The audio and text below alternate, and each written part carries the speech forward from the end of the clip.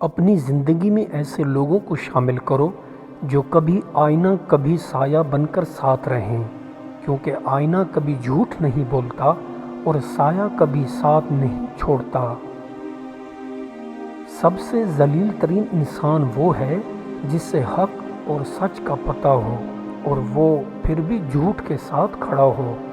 جھوٹ بولنے کے بعد ایک اچھے حافظے کی ضرورت ہوتی ہے۔ اگر یہ جاننا چاہتے ہو کہ تمہیں اللہ سے محبت کتنی ہے تو بس یہ دیکھ لو کہ تم گناہوں سے نفرت کتنی ہے۔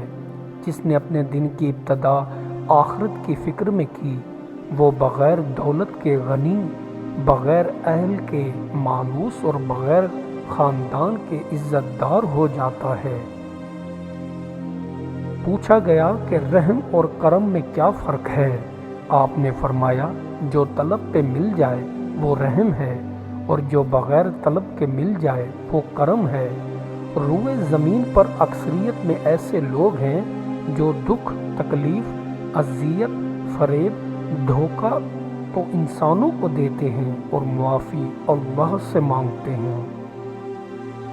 جب کوئی کام تمہاری مرضی کے مطابق ہو جائے تو شکر ادا کرو کہ اللہ نے تمہاری مرضی کو اہمیت دی، اور اگر تمہاری مرضی کے خلاف اور زیادہ شکر ادا کرو کہ اب وہ اللہ کی مرضی کے مطابق ہوگا جو ہماری مرضی سے زیادہ افضل اور بہتر ہے۔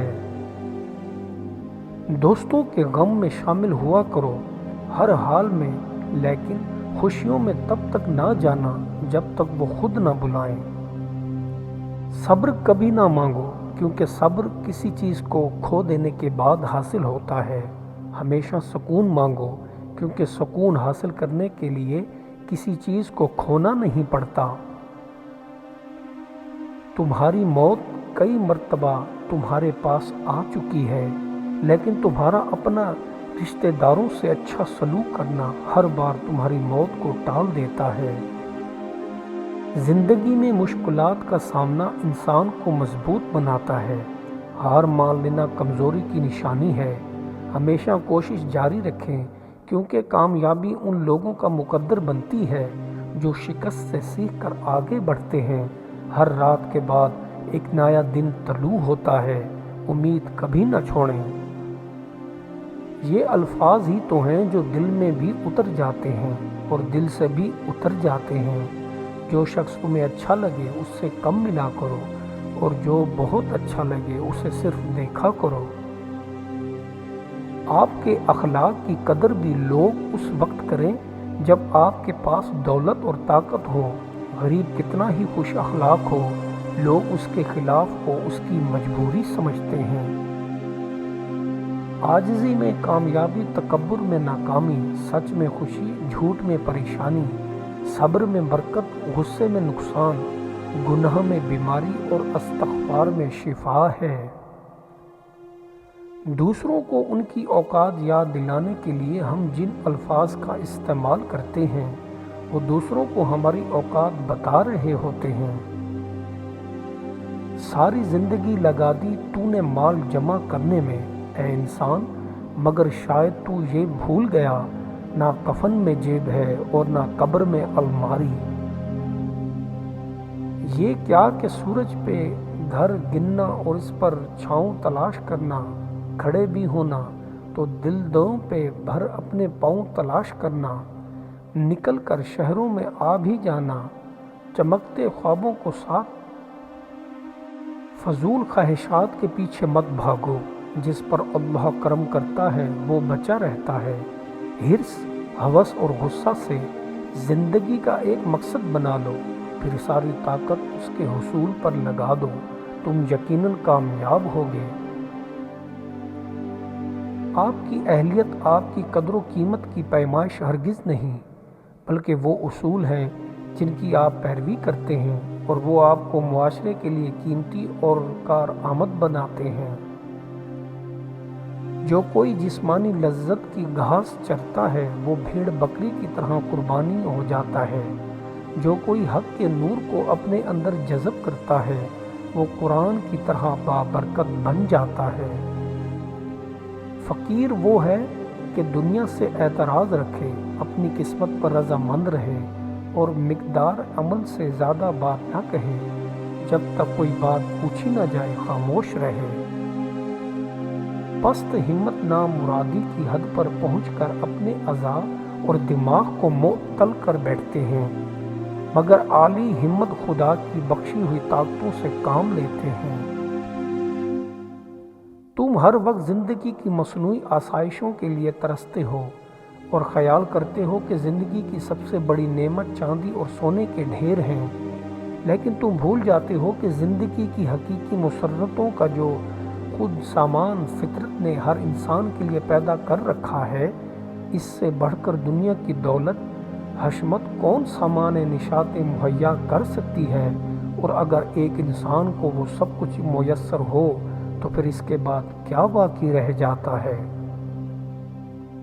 دوستی صرف وہیں ترقی کر سکتی ہے جس میں دولت اس کا راستہ نہ کاٹے۔ انسان کو لازم ہے کہ وہ اپنے دل کو اتنا سخت پتھر بنائے جس پر درد اور غم کا نشان نہ لگ سکے۔ مقامات دین میں سب سے پہلا مقام یقین معرفت ہے، پھر معرفت سے خوف پیدا ہوتا ہے، اور معرفت سے زہد و صبر تو توبہ پیدا ہوتی ہے، اور زہد و توبہ سے صدق و اخلاص پیدا ہوتا ہے، اور پھر ان سے محبت ظہور پذیر ہوتی ہے۔ کامیاب قائد صرف وہی ہے جو پہلے سے موجود وسائل کا صحیح استعمال کر سکے، اور کامیاب ترین قائد وہ ہے جو خود و وسائل کو بھی عدم سے وجود میں لائے۔ حسن براہ راست فطرت میں یا نفس اشیاء میں موجود ہوتا ہے، اور ہر قسم کے تاریخی عوامل سے آزاد ہوتا ہے، اور ہمارے قصورات اور مشاہدات یا جذبات کا پابند نہیں ہوتا۔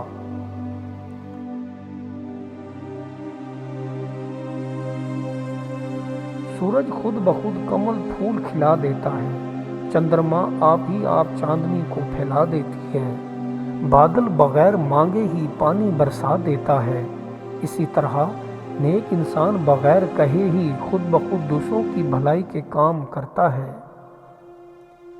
بیماری جسم کے اندر سے نمودار ہو کر جسم ہی کو گلا دیتی ہے، اور دوا باہر سے آ کر اس کو شفا دیتی ہے۔ پس بدخواہ یگانہ سے خیر خواہ بیگانہ بہتر ہے۔